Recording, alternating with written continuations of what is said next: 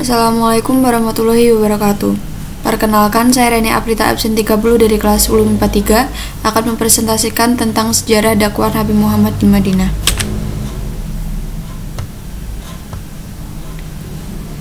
Hijrah ke Madinah.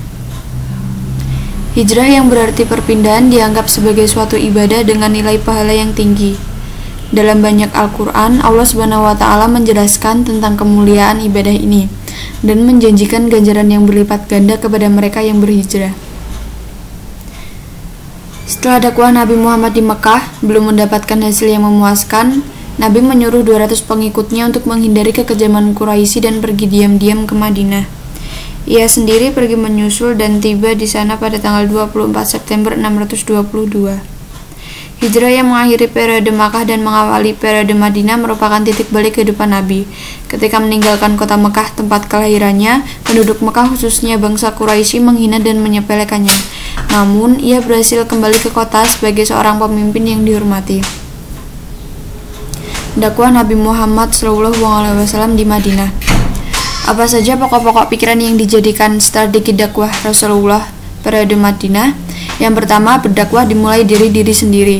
Di sini maksudnya sebelum mengajak orang lain meyakini kebenaran Islam dan mengamalkan ajarannya, maka terlebih dahulu orang yang berdakwah itu harus meyakini kebenaran Islam dan mengamalkan ajarannya. Yang kedua, cara metode melaksanaan dakwah sesuai dengan petunjuk Allah.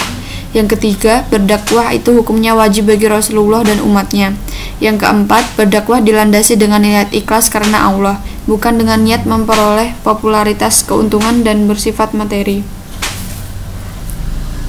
Umat Islam dalam melaksanakan tugas dakwahnya selain harus menerapkan pokok-pokok pikiran yang dijadikan sebagai strategi dakwah Rasulullah, juga hendaknya meneladani strategi Rasulullah dalam membentuk masyarakat Islam atau masyarakat Madani di Madinah.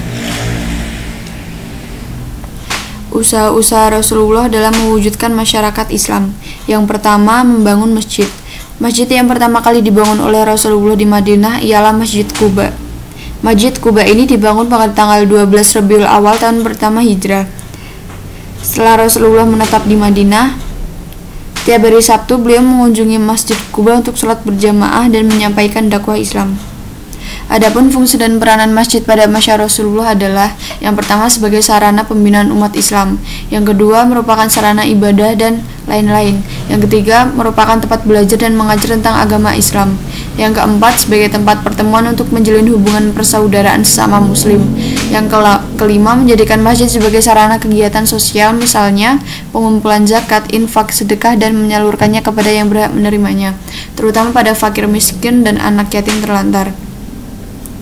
Yang kedua, mempersaudarakan antara kaum Muhajirin dan Ansor. Kaum Muhajirin sendiri adalah para sahabat Rasulullah penduduk Makkah yang berhijrah ke Madinah. Sedangkan Ansor adalah para sahabat Rasulullah penduduk asli Madinah yang memberikan pertolongan kepada kaum Muhajirin. Persaudaraan secara sepasang seperti tersebut ternyata membuahkan hasil sesama Muhajirin dan Ansor terjalin hubungan persaudaraan yang lebih baik. Mereka saling mencintai, menyayangi, hormati, dan tolong-menolong dalam kebaikan dan ketakwaan. Kaum Ansor dengan ikhlas memberikan pertolongan kepada kaum Muhajirin berupa tempat tinggal, sandang pangan, dan lain-lain yang diperlukan. Kaum Muhajirin yang belum mempunyai tempat tinggal dan mata pencarian oleh Rasulullah ditempatkan di bagian Masjid Nabawi yang beratap yang disebut Sufa, dan mereka dinamakan Ahus Sufa atau penghuni Sufa. Yang ketiga, perjanjian membantu antara umat Islam dan umat non-Islam. Pada waktu Rasulullah menetap di Madinah, penduduknya terdiri dari 3 golongan. Yang pertama adalah umat Islam, yang kedua umat Yahudi, yang ketiga adalah orang-orang Arab yang belum masuk Islam.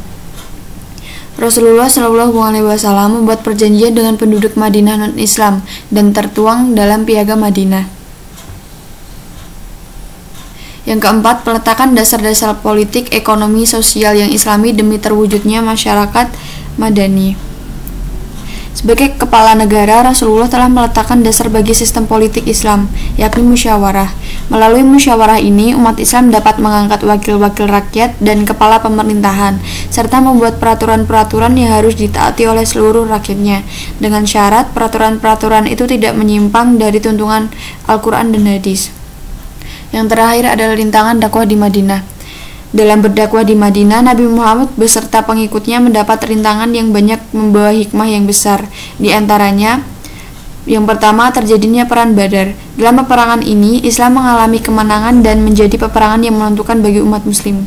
Yang kedua adalah perang Uhud, di mana dalam peperangan ini umat Islam mengalami kekalahan akibat dari sebagian pasukan muslim yang tidak amanah. Yang ketiga adalah perang Handak dengan strategi perang yang membuat parit atas usul Salman Al-Farisi.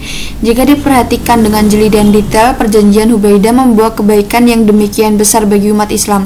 Di antaranya, orang-orang Quraisy mengakui eksistensi kaum muslimin. Banyak orang-orang yang berbondong-bondong masuk ke Islam setelah perjanjian ini. Sebelum Nabi Muhammad wafat, beliau sempat melaksanakan haji wada dengan berkhotbah di hadapan pengikutnya, yaitu menyeru kepada prinsip kemanusiaan, berkeadilan ekonomi, kebajikan, solidaritas, dan yang terpenting adalah umat Islam harus berpegang teguh pada Al-Quran dan Sunnah Nabi. Demikian presentasi dari saya, semoga hasil yang didapatkan dari presentasi ini dapat bermanfaat untuk kita semua. Jika ada kekurangan atas penyampaian dan tindakan, saya ucapkan maaf. Terima kasih. Wassalamualaikum warahmatullahi wabarakatuh.